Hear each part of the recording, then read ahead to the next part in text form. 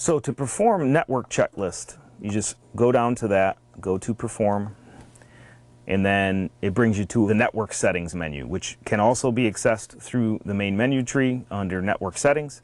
This will be a shortcut to there. And as you can see, the most important setting obviously is the first one, which is BAS protocol. That is where you would put in whether your CCN bus or a BACnet bus. So iView is BACnet, or third-party BACnet would be BACnet. CCN is obviously CCN. So if we go in here and let's say we're CCN, and then network timeout, that will give you the aspect of if I haven't heard from the network on inputs and things that it's writing in 30 minutes, then I will assume the network is disconnected.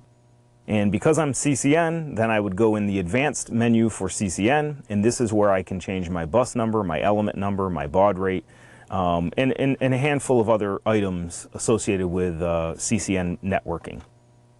If I'm BACnet, then obviously I can go to the BACnet submenu, and that's where you put in your MAC address, you put in all, anything associated with BACnet. In the same menu, if you're here and you have installed a System Touch or a ZS sensor, these are the places that you can go into these menus and change their settings as well.